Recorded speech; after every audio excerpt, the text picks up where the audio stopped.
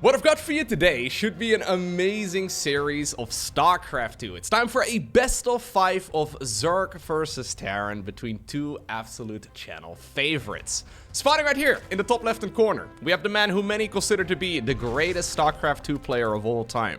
We're looking at the GOAT's main hatchery. Of course, he goes by the name of Serral. His opponent, the most creative player in, well, at least when it comes to high-level StarCraft 2. I was gonna say in the world. There's probably somebody crazy in, I don't know, Platinum League playing the most ridiculous strategies. At least when it comes to high-level StarCraft. This player, he plays the craziest strategies. We're looking at GuMiho's main command center. GuMiho, of course, recently won Home Story Cup, at least in my recollection. This is the last offline event that we had in StarCraft 2, so GuMiho doing extremely well for himself. This was an event where Serral was also present. He ended up getting eliminated by Clem at the time. So, yeah, sadly, I don't believe these two faced off against each other in that particular tournament. If I recall correctly, it's been a good, like, 2 months at this point. In StarCraft terms, I mean, that's a drop in the bucket, because this game has been around for a very long time. But in general, I would be favoring Serral whenever he goes up against the Gumi God. The thing is, Serral doesn't play spicy StarCraft. He doesn't really play anything weird. He mixes in aggression. Occasionally, he will go for some sort of cheese. But he's extremely good at not dying. It's a strategy that works very well when you can, well, make sure you don't die for a long time. At some point, you will usually win, right? And GuMiho, I mean, he's very good at playing these weird and wacky strategies, and they work extremely well against, well, Zerg players that aren't Serral, but I don't really see Serral take a lot of early game damage from anything weird.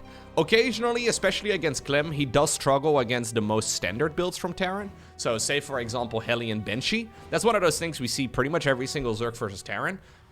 Every Zerg player under the sun struggles against it. Serral usually just deflects it with minimal damage, except against Clem. Whenever we see players go for something weird, something strange, usually Serral just handles it perfectly.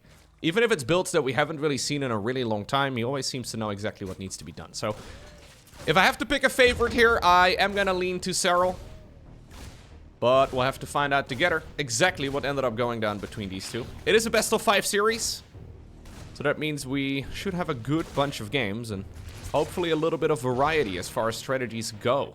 So far though, very normal builds here from the both of them. Serral not yet going for a third hatchery, prioritizing additional queens here instead. None of the queens are out though. He is gonna go and bring a drone on over towards the third, and he will be able to start up a hatchery at a reasonable time. Wasting himself 5 minerals. Don't know why we just mined 5 minerals and then made the hatch. You don't get those minerals back. Those have disappeared. So if the IRS comes knocking, where those minerals went, nobody knows. Well, the drone, I guess, somehow, some way, has turned them into a hatchery. Now, this is a triple CC opener here with a Hellion Banshee start, so a very conventional beginning. GuMiho, by the way, occasionally plays really weird strats. We've been seeing him go for Mass Battlecruiser in the late game recently, which is really cool to watch. But also, I'm not sure exactly if that was an experimental style by him or if he actually believes that it's good. This particular series is from the Masters Coliseum tournament. I think it's a total prize pool of $15,000. So this is a series event, not something you can just mess around with. This is from the playoffs of the event. So both players have already made it through the group stage and they have made their way into one of the later stages of the event.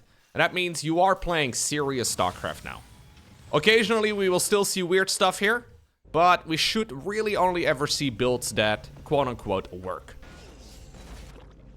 Roach Warren coming up on the other side of the map. Just gonna be a good old Roachling opener for now.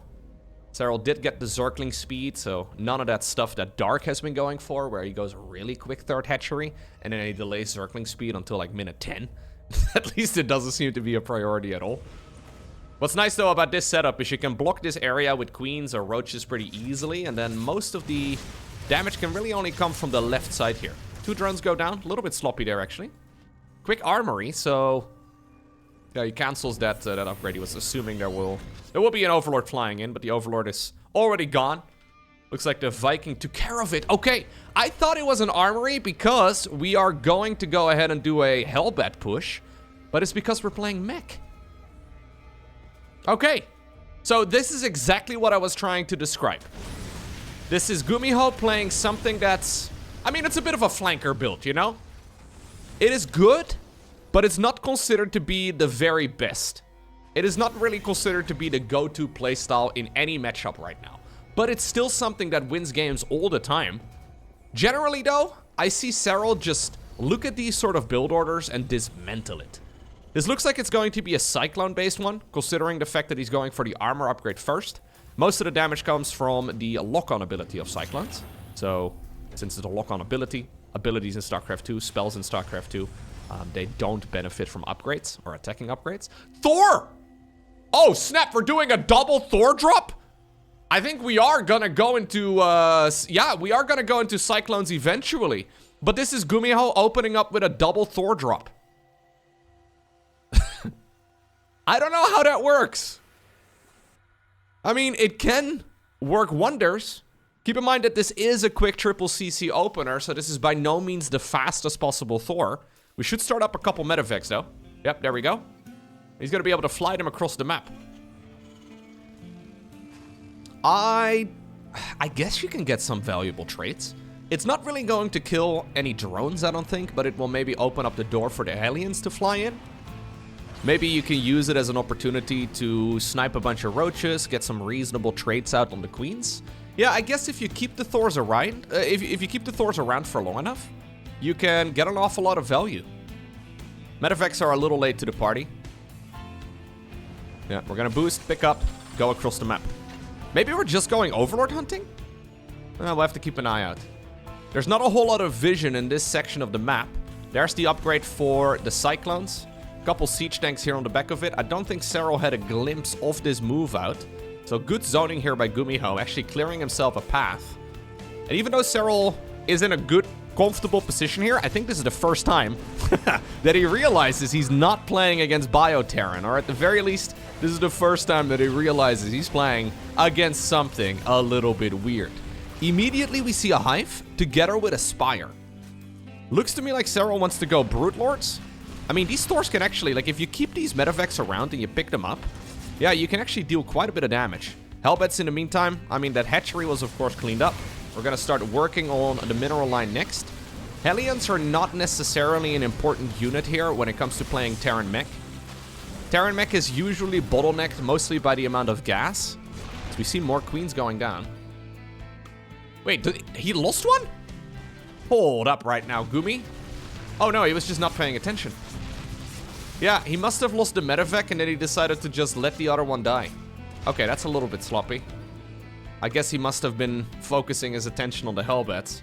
That really does take the wind out of his sails a little bit, but this is not really that type of style that we normally see from Terrans, right? Where you're going into a bio-based army where it's very much so wave after wave after wave of aggression. I think from here on out, we'll probably play this a little bit more passively. Anyways, what I was trying to say, the mech army is usually bottlenecked by gas. So, since minerals are the only resource that you need in order to make Hellions, there are 100 minerals each, no gas at all. You generally just supplement whatever army you're producing with a bunch of Hellions. He is upgrading them right now with the good old Blue Flame, so we are going to be getting the Infernal Pre-Igniter very soon. Cloak coming up for Banshees. So that's a very late cloak, but I kind of dig it. Serral indeed going what seems to be Brute Lords here. So he saw the Thors and he instantly went Brute Lords. Seems like that was really his first confirmation that this was going to be Terran Mech. Can't really make that many Hellions and then also have 2 Thors out. It just doesn't make sense. So, yeah, it looks like we're going to be playing, I guess, Sky Zerg? Can we even call it that? Because we have Vipers coming up, we should see Corruptors, and then a bunch of Brutes as well. I'm mostly curious, though, whether or not Serral is going to transition into it quickly. Because, yes, it's strong, but GuMiho is still playing a mid-gamey type of army, and I'm not exactly sure if Brute Lords are going to be amazing against this sort of thing. We have the Hyperflight Rotors coming up, too. That is the Banshee speed upgrade. Bunch of Banelings, actually, hiding on the right side. He does have the Centrifugal Hooks. So the roly-poly is indeed available. Serral will probably roll them in as soon as I look away. That's usually how these sort of things go. I try to catch it all. Oh, hey, what's up, Shark Bro? Good to see you. Shark Bro always says hello when I'm in this area of the map. We appreciate him. The single barracks. He no longer needs it now that he's built every single one of the factories that he needs. He's all the way up to 8 factories at this point in time. Oh, I caught him. Banelings moving in. And they have been there for a while now. Nice reaction by GuMiho. Paying attention to the minimap. This is honestly a bit of a skill check here by Serral. Trying to get lucky. He wanted to get rid of some supply, I guess, as well, so... The brutes are indeed coming up a little earlier than I expected them to. Maybe this is where the unit shines? Not 100% convinced. Anyways, there's the cloaked Banshees. Suddenly swooping in. Hyperflight Rotors is seconds away from finishing up. I don't know if this is good, man. I feel like this is... Yeah, I feel like this is a waste of resources. He just lost all 3 Banshees right before finishing the upgrade. He continues building Banshees. Oh? Really? We're gonna add on 3 more starports. He begins the +1 air weapons attack as well. We have a fusion core coming up. This is GuMiho playing battle cruisers against Serral. I mean, he's brave. I'll give him that. I feel like Serral never loses to this sort of thing. But obviously, this is a new patch. I haven't seen Serral play against battlecruisers in a very long time. That little Thor from earlier, by the way, still going around. The BCs are going to be supplemented as well with a lot of command centers. There's the brutes coming in, though. I mean, this is a wonderful position for GuMiho, by the way. Don't get me wrong. This is a really clean spot for him. Everything's been going well. He's got 86 SCVs. He's got all the upgrades that he needs. He's got a good number of command centers already, with more coming up. I don't mind this position here for Terran at all. It's just that he's playing a unit composition that is out of the ordinary. I want to believe, though. This push is gonna be deflected. Now that the Brute Lord numbers are growing, he's gonna go back into the Thor. So this is one of those weird positions here for GuMiho, where he's gonna have weapon refit. There's a bunch of siege tanks actually get trapped. He has the Yamato cannon upgrade. He's got nice research here done for his, well, his battlecruiser fleet already. But he can't really easily make BCs yet. I mean, he starts one up right now, but they're very supply heavy. He still has a lot of supply here caught up in units that are, for example, workers, right? Like, it's just not as important an army. So I guess he's going to play this pretty aggressively and then trade any of the lost supply out for more BCs and Thors. That's got to be the plan. I casted a game very recently featuring GuMiho playing a very similar build. I think that was against Rogue, if I recall correctly. He did it a couple of times. He did it once against Raynor and I think once against Rogue as well. Both of these players actually struggled against that strategy quite a bit. Serral so far, though, he's oozing confidence. Darting around this section of the map again. Using the Overlords to push the creep a little bit further forward. I don't think Serral is aware of the transition right now towards battlecruisers. But he knows that it's a viable chance for the Terran right now. Or at least a viable choice. Additional CCs. I mean, this one's way mispositioned. Additional CCs are coming up. Thor numbers are also climbing, though. Yeah, the Thors are expensive, but they outrange the brutes. Obviously, though, they can get abducted. So nice movement here by the Zerg. Here's the BC showing itself for the very first time. The Queens are trying their very best to get some value in. Looks like we're just going to see one Yamato gun on one of those brutes for now. I think you got to run, dude. Yep. Fly away. Planetary coming up over there. This command center is like not even just one square misposition. I think it's at least 2, maybe even 3. Okay, we are going to adjust it. You'll love to see that. Yeah, so even though GuMiho wants to make a lot of battlecruisers here, he knows that it's going to take too long and that the brutes are likely to overwhelm him. So he's actually using this now as a, I guess, a transition to go to eventually, but we're prioritizing Thors. So Thors outrange Brute Lords by 1. The only problem is that it's kind of a weird interaction.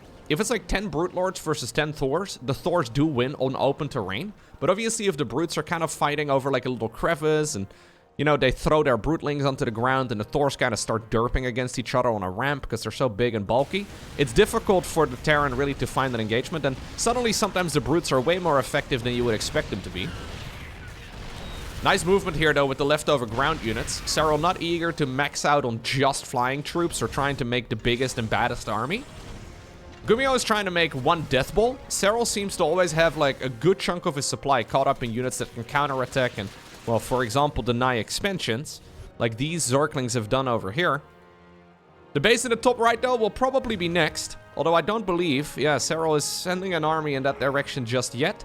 Maybe that's where the Broodlords are going. Then again, if you're dedicating, so that's the weird thing about Broodlords. Generally, the Zerg army is really fast, but the Broodlord is relatively slow. So if you dedicate your entire Broodlord army on the right side and you kill that, well, planetary, the odds of the Terran doing anything about it are basically zero, but it also means that the Brutes are going to take like a minute to fly towards the opposite section of the map. So if Terran suddenly appears on the left side, and then your Brutes are on, well, the opposite end of the map, they're probably not going to be helping out in the main engagement. So it's one of those weird spots where you usually want to keep your Broodlords kind of in the middle of the map as much as possible. Aliens going towards the left side. Battlecruisers going in. Keep in mind that they do have their tactical jump available. Nice drone roasting. Serral has a lot of money in the bank, but not an infinite amount. Yeah, it's going to be the Roach Ravager, Ling Bane type of army. Alright. It's expensive for the Zerg to trade this out, but he doesn't really care about the cost, just about the objective, because he knows that over time, Terran is going to fizzle out. We're not really in that place in the game yet, though. He doesn't have any fungal growth available. That's a pretty slow reaction there, Gumi. Oh, he decides to jump on over in this direction. That's a crazy move. He's trying to see if he can pin the Broodlords between the Battlecruisers and then also the Thors. And it looks like he managed to obtain exactly that goal. Most of the siege tanks, though, if not all of the siege tanks, are currently unsieged. The flying troops here for the Terran have now disappeared. Battlecruisers have, at the very least, gotten rid of them. Or, rather, the Corruptors have gotten rid of the Battlecruisers. That means that the leftover Corruptors here are a little bit awkward. Hellbats on the third base of the Zerg. A bunch of Hellbats over here as well on the fourth. Thor's just killing whatever they can snipe. Loads of drones going down across the board. Okay. That was a weird engagement. A lot of damage done there by the Terran. But his army has now disappeared. And yeah, he can remake it reasonably well, but it's not like GuMiho is rich. I kind of would have liked that build better, or that push better, if he had additional bases mining. This was really the only expansion he had up and running. Corruptors have decided to get rid of it. Serral now remaxing on a relatively fast-moving army, abducting the Thors one at a time. I think that was a little bit too aggressive there by GuMiho. Yeah, that would have been wonderful if he had at least 2 expansions mining, but he only really had 1 that was still fully saturated. I mean, I guess we have a couple bases over here that still have quite a bit of juice left, but Serral has been happily mining off of all of his side of the map. Terra not really doing too much about it. That was an expensive trade. Slowly though, GuMiho is rebuilding. Serral already back up to a maxed out state. Another battlecruiser that could have jumped back, but didn't.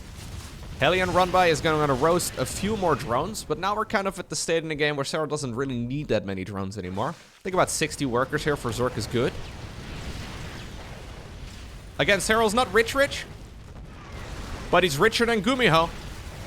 Couple Ravagers coming in from the side. I actually really like this attack.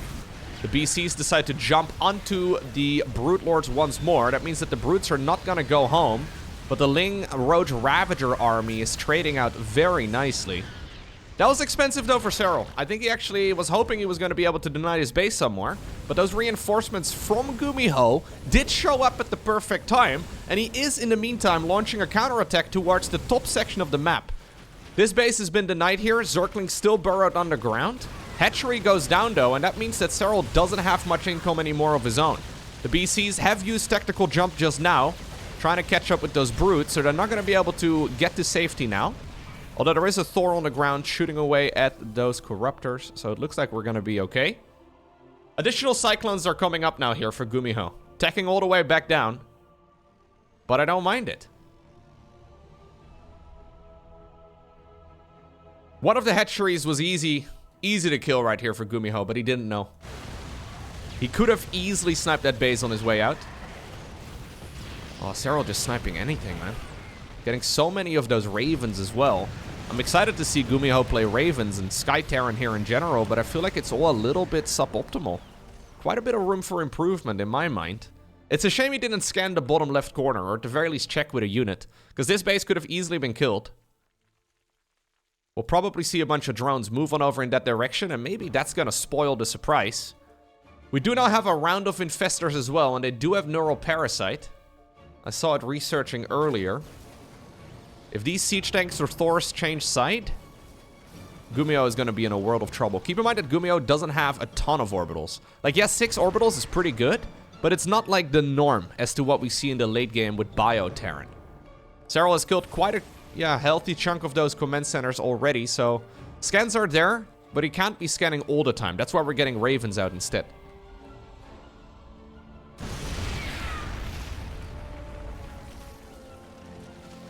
Very nice gameplay, though, by the both of them.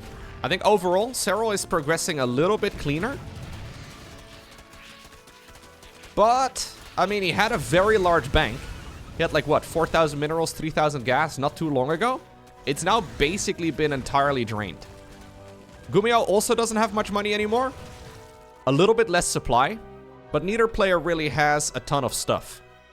Keep in mind that GuMiho's supply count for the workers is a bit lower, so army-wise, both of them are actually relatively evenly matched, although across the board, Serral's army is a bit more expensive. My question is mostly, though, is there enough anti-air? Like, we have 14 Cyclones and 1 Thor, but I don't think that's going to win against, well, fungal growth and this many brutes. The siege tank numbers are nice and all, but how useful is that really? We do have a couple of those Cyclones as well on the other side of the map. Hellions are gonna get denied this time around. Okay, we do have an anti-armor missile that's going to make those Brute Lords take a bit more damage. But I think GuMiho will be hard-pressed to really find an engagement here. Fungal growths are once more an option. Neural Parasite's also an option. Nice lock-on, I suppose, but the rest of the army in the top right has disappeared. And that means that this expansion is going to be denied once again. GuMiho has smashed his piggy bank. He can barely afford a handful more Thors. Very helpful, though, against these brutes. I think he's a bit too siege tank heavy. He saw Serral obviously making that switch towards a ground-based army, and he responded in kind, but after losing those ground-based units, Serral has already gone back up to the Sky Zerg army instead. Fungal? Nice fungal. Okay. 1 volley right now of those Brutelings is all he's going to get. Queen's desperately running on over in this direction as well. They can only transfuse when they are on creep. Here's those units that were in charge of killing that counterattack earlier. Neural Parasites go down, Fungal Growth goes down as well, and that is a big volley of those siege tanks, killing their own Thor. Both players decide to disengage, but Serral certainly got the upper hand in that fight. Scan in the bottom left now finally reveals that base. We have a command center trying to be friends with a hatchery as well. Serral has 2 fully mining bases. GuMiho is not so lucky. He needs to commit right now and get some sort of value, but the corrosive biles are perfect. Brilliant game again by Serral. Here's another neural coming in. This is GuMiho on his last legs. He just does not have the numbers. I don't know how Serral does it, man. They nerf Zerg time and time again, but Serral just makes it look so incredibly broken. Ay, ay, ay. Oh. Beautiful game. Yeah, there's just not enough. I mean, roaches alone are going to clean this up, and Serral has so much money in the bank. So many units that are coming out of their cocoons right now, too. I think this is GuMiho processing the loss. He's just not had an easy time securing new bases. Serral said, okay, you can have 5 bases in total, but no more than that. It is interesting. I obviously watch a lot of StarCraft, and there's a few players out there where I look at them and I'm like, okay, I cannot even trick myself into believing that I will one day be capable of playing like that. You know what I mean? Like, sometimes I see one of those build orders from, for example, Protoss, or maybe we see like a Terran strat, or we look at some of those Zerg all-ins with the Nidus, and I'm like, yeah, I could at least mimic that style and do a reasonably good job. But we have those insane Clem late games. We have those ridiculous Serral matches as well, we have those max specs micro moves, and I look at them and I just know I can't really even think that I will ever. It's at a level that I know I will not be able to achieve. And that previous game was an excellent example. GuMiho did not play poorly. He just made a couple mistakes, right? Like, we saw a bunch of battle cruisers go down. We saw his army kind of out of position. Serral just always seems to be, yeah, getting a little bit more value out of his units than anybody else. It's not even like in isolation that any of the plays are that hard to pull off. It's just that he's consistently making the right choices under the circumstances. It's really tough. Yeah. Ultimately, StarCraft 2 is a game about who plays better than the other guy, but it's also at the highest level very much so about who makes less mistakes. Serral seems to make very few of them. He had a couple of overextensions that previous game, and I think his drone losses were a little more extreme than he was hoping for, and obviously, I mean, if you really want to nitpick, there's lots of things you can do, but there's lots of things you can name, but across the board, that was just very, very well played by Serral. We've got ourselves a double Reaper opener. This time around right here from the GuMiho. So that means we're not going to be seeing Terran Mech. At least we shouldn't be seeing Terran Mech. This is already one more barracks than he made in the previous game in total. Should be 2 to 5 Reapers. That's usually what we get. Serral opening up with a quick Zergling speed once more, pulling all the drones out of gas. Not until Metabolic Boost is done, though, will those Reapers be actually dealt with properly. So for now, GuMiho is going to have full map control. This build has actually lost quite a bit of popularity. I still think it's good. It's just, yeah, been less popular as of late. We'll have to see how many he makes. He decides to go 4 for now. 4 is probably the least common number when it comes to this sort of build. You can genuinely go 2 to 5. I know that's a bit of a running gag in the StarCraft world. Once upon a time, there was somebody in Twitch chat that recommended pro gamers to just make 2 to 5 Spore Crawlers for every base. I love the numbers 2 to 5. But yeah, you do generally make 2 to 5 Reapers. Usually, though, you go 2, 3, or 5. 4 is... Okay, well, I guess you end up with 3. No, actually, he's adding on a 5th. I don't like a 5th one. I don't think it makes any sense here. I think 5 Reapers is really good when you know you can secure the kill on an opponent's 3rd. Right now, you're just going to have a bunch of Reapers doing nothing. I mean, it is a quick triple CC on the back of this, I guess. Serral sending the drones back to mining here. We'll have to see what he decides to go for, but I do believe that this is mostly a waste right now as far as Reapers go. This is a very quick Roach Warren, by the way. Oh, it's a Roach Warren with a second gas. Okay. So... if this is a Roach Flood with a Zergling push on the back of it, usually the counter for Terran is either Stimpak or Banshees. That's why most build orders for Terran involve Stimpak or Banshees, right? Like, that's essentially the timing that they are safe with. As soon as you get the Banshees out, Roach pushes can be held. As soon as Stimpak finishes up by about minute 5, usually Roach attacks can also be held. If Serral decides to go for a Roach Flood here, we'll have to keep an eye out. I think he is. It's only 36 drones. He's preparing Overlords right now. Hatchery will also provide some supply. Yeah, Serral's gonna go for a push. I think it's even a triple gas. I think it's because he's looking at this and he's thinking, yo, your Stimpak is gonna be super late. Well, maybe not super late, but it's gonna be like 2 Reapers later than it normally would be, right? 2 production cycles of Reapers later. That's 9 Roaches coming up. Serral can make drones on the back of this. 10 Roaches coming up. Nope, he's gonna go all in. He is committed. Keep in mind that the add-on here is part of the wall-off. So if Serral can somehow run across the map and deny the upgrade, that would be game over. Honestly, even if he doesn't kill the Stimpak upgrade in time, this is still something that needs to be respected. GuMiho has a bunch of useless Reapers here. They're not going to really do much. Serral's hunting them down. Not getting lucky in that department. Oh, no. He's moving on over. This is a complete misread right now from GuMiho. He's got a Reaper opener, but he did not scout with it at all. If he is out here in the middle of the map, he's chasing down a couple Zerglings. There's Ravagers morphing right outside of his front door. Get behind the wall, dude.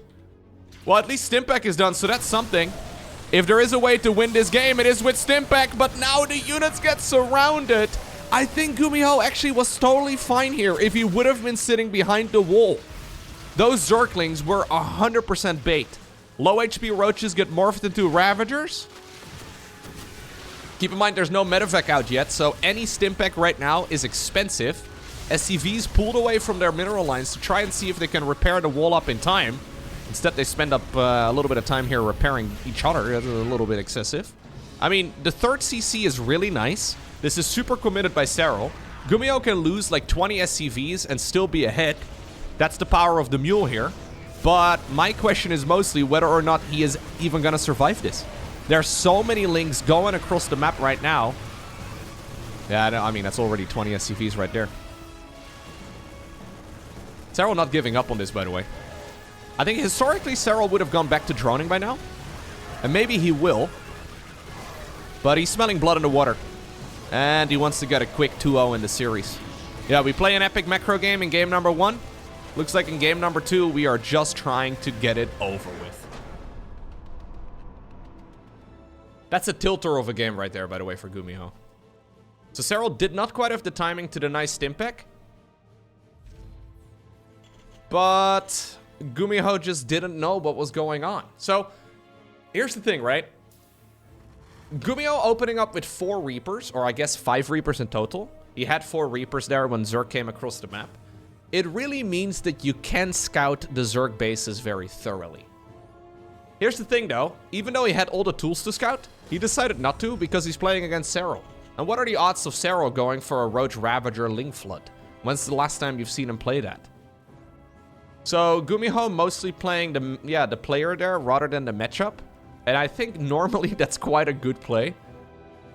But when you can get confirmation as to what the opponent is doing, I think you should be scouting a little bit more thoroughly. You don't even really need to see the Roach Warren.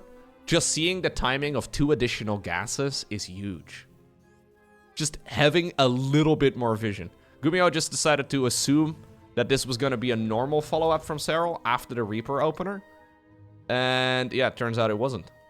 So, not the strongest performance there by GuMiho. And then also falling for the bait, right? Where the Zerglings flood in. And you think they're just trying to surround the Reapers. So you decide to help the Reapers out a little bit with the Marines as well. And then suddenly there's a lot more Zerg. I mean, that is a super painful one for GuMiho. When you technically have everything you need to defend. But you get baited. Alrighty. Well, what do we do right now in Whispers of Gold, Serral? That build, by the way, you can learn. If you're a... the game number 1 strategy from Serral, yeah, good luck trying to mimic it. You can do maybe you can do a decent job, but that was an extremely complex and very difficult game from the Zerg. Game number 2, that's the type of thing, if you are... Maybe if you're like a Gold League player and above, you can probably learn that specific timing attack in a matter of hours. It's actually extremely effective. A lot of Terran builds will have Banshees out by the time that you hit across the map. The thing is, if your opponent does not play a perfect early game, so say you have a Terran opponent in, I don't know, say you're a Platinum League player and you have a Platinum League Terran opponent, Banshees are supposed to be out at a reasonable time. But there's a very good chance that if your opponent is trying to mimic a Clem build, that they're not doing it perfectly. Clem builds are actually quite difficult to mimic perfectly. If you do the push from Serral in the previous game, that one's relatively easy. Essentially, you just go up to 36 drones on 3 bases and you make 2 additional gas geysers. That's and then a roach horde. Yeah, you can figure it out pretty easily. It is something that hits like an absolute truck. And while high-ranking Terrans should be able to hold it with relative ease, is one of those builds that is quite uncommon. I played that strategy a lot back in like 2018, 2019, 2020 or so.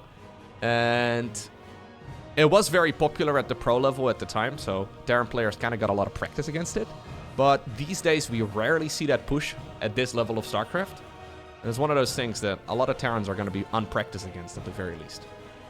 I feel like if you're struggling in this matchup, maybe a cheeky little Roach Ravager Link Flood is not a bad build to go for. Anyways, it's going to be a triple CC Hellion Banshee opener here again for Gumi. Serral opening up triple hatch. Good old link speed. Nothing out of the ordinary here. Will we go Roaches again? Yep. This is not the same flavor of Roach, though. This is flavor of Roach. That sounds disgusting. Anyways, maybe it's a delicacy in some country. I don't know. This is 3 minutes and 50 seconds on the Roach Warren. that is very macro-focused. And in general, this is relatively normal, although he is adding on another gas geyser again. But already, though, he's sitting at more than 40 workers. In the previous game, I think he peaked at 36. Which is just the perfect amount for triple gas. Sometimes you see that push actually with 2 gas. But anyways, you'd be more Zergling heavy, I guess. But yeah, this is still a nice little macro focus beginning right here for the finisher. Overlord Scout this time around does go in. So I don't quite understand why we do see an Overlord Scout in this game and then not in the, well, first one of this series. Because this is a near identical build from the both of them. Maybe Serral just figured he didn't need it on Abyssal Reef because the map is so large. Maybe it's just a little bit of variety, or maybe he's a bit concerned. Anyhow. Third Command Center is going to be flying on down to the low ground. Right around the same time as we saw in the previous game. This time around, though, there's no roaches waiting right outside of the natural. No. Serral is once more functioning as a Zerg punching bag. Okay, so. Double engineering bay going up in the back of the natural expansion. And we've got ourselves the bio follow-up. So GuMiho playing a different build in all games so far. You'll love to see it. Serral doing essentially a carbon copy of what he did in game number 1. Bunch of Hellions trying to come in on the right side, but not really achieving too much. Skill check for the most part. Roach speed coming up here. We don't yet have Evo chambers. I'm expecting those to be coming up. Yeah, there they are. Okay. Thank you for making me look good, Serral. Appreciate that. As a StarCraft caster, it feels really good to make a claim like that and to see them immediately add those structures into the mix. Makes me sound really intelligent. Yeah. Thank you, Serral. Shout out to Serral. All right. Dude, people have even accused me of, like, pre-watching games. We do have a nice little attack over here with a Raven, by the way. Raven's actually putting in quite a bit of work. Queen, I mean, her tippy toes are still on creep, so maybe she has another transfusion. No, I don't pre-watch games. I just see a lot of StarCraft, and there's a lot of similarities from game to game. Alright, so. Infestation Pit coming up. We have melee upgrades too, together with a Baneling Nest. I'm assuming we're gonna go Hive, and then Adrenal Glands and Vipers. Maybe even Ultras, if Serral's feeling really feisty. So, one thing I've noticed in GuMiho's play is that GuMiho does not like the Ghost. The other Terran players at a high level love Ghosts. Well, Clem does. We see Maru make them a lot. It does seem like Bjorn is not the biggest fan of it across the board, but GuMiho seems to really dislike the Ghost.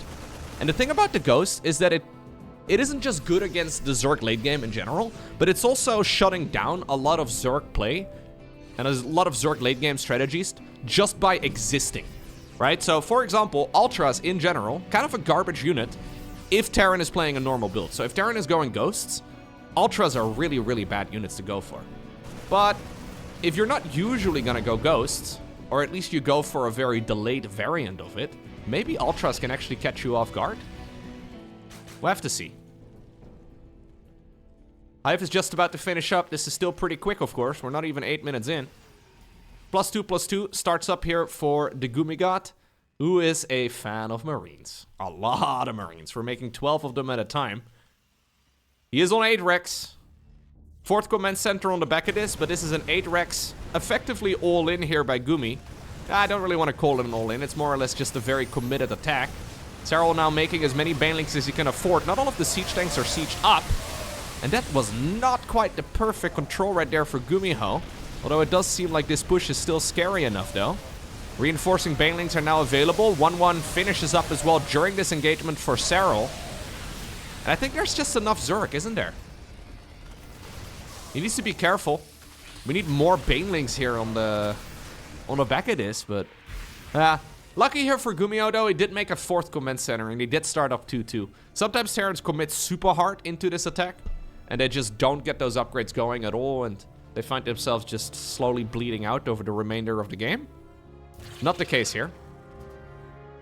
Adrenal Glands and 2-2 for Serral. This was a committed push, though.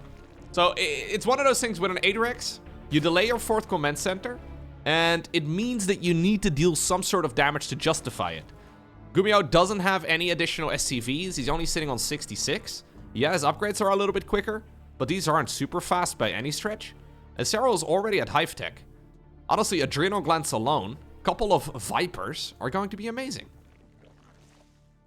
They're already here. Careful, Gumi. You can't afford losing these. Okay. Whew. Yeah, once more, pretty much a flawless game here by Serral. I feel like it's almost getting to a point where it's like boring to say, but Serral is good. There's the Ultra Cavern. All right, I was assuming it was gonna be sooner. Maybe he wanted to, but then he was playing against 8 Rex. And he figured, I guess I can't really go Ultras against 8 Rex. Or at least, I won't be able to get the Ultralisk out in time. And look, again, GuMiho does not go into any additional ghost play. So, one of the things to note here is that we have a lot of barracks here with tech labs on them. He's mostly making Marines out of those, so it's technically a bit wasteful. He does have a bunch of Marauders now in the mix too, but he has the tech. Like, normally you go 4 barracks with tech labs and then 4 barracks with reactors. That is the norm. Usually it means that you can pump out 4 of those ghosts at a time then as well, but GuMiho doesn't go Ghost Academy. And it honestly has me a little bit concerned. Ultras are not my favorite unit in the game. They're highly specialized, but they're really good at killing Marines. Now, there are Liberators. Just 2. Ravagers can bow those down, especially with abductions. Should be easy to manage here for Serral. Okay, GuMiho is going to try his hands over here. Serral just decides to walk in. And to armor missile or not, he doesn't seem to care. He's got the numbers. In the meantime, there's also a push happening in the far bottom left. Push over here, though, has been cleaned up. Corrosive Biles should be able to make quick work of those Liberators, too. Ravagers are being traded out. Roaches are being traded out. I think that will suit Serral just fine. This is not a bad fight, though, for GuMiho. He kind of needed something. Now he's going up against Ultras. He has no idea about Ultras.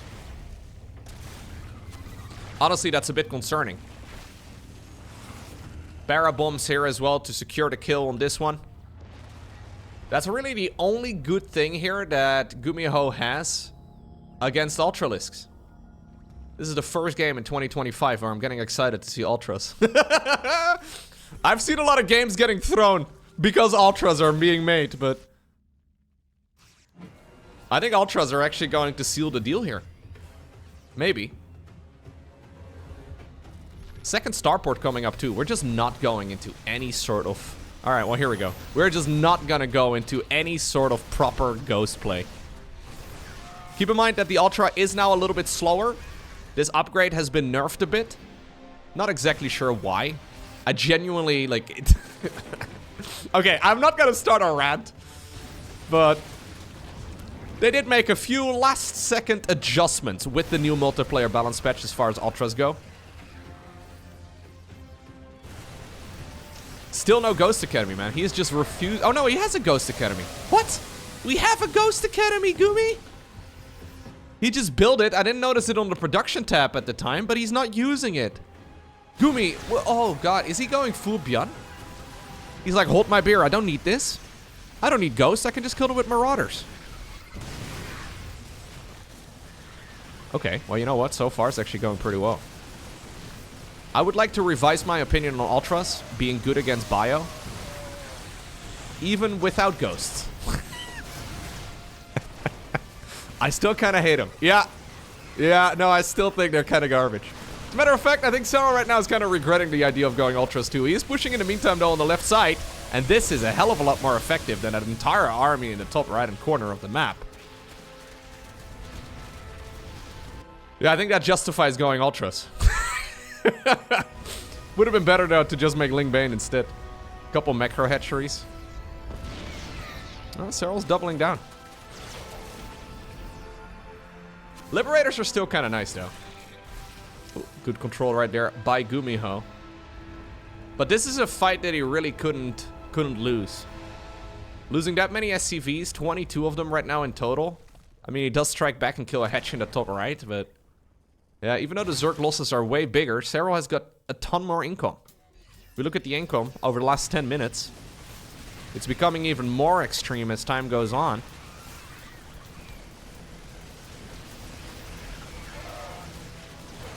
Yeah, they finally fixed the Ultralisk pathing, though. So Ultras were always really bad at walking. They would get stuck on everything. Nowadays, they don't really get stuck anymore, but they're just too clumsy. Another hatchery will go down. No cancel by Serral. Ultras in the meantime, though, on the other side of the map. Dude, we need some pew-pews. We really need some pew-pews. Oh, Serral just guided that Overseer on top of all of those Marauders to deal as much damage with those, well, Widow Mines to friendlies as possible.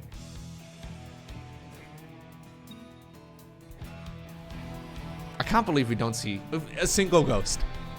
I know they're expensive, and I feel like right now the ship has sort of sailed, but we have 3-3 bio. Oh no. Oh, that's a shame. Orbital Command goes down.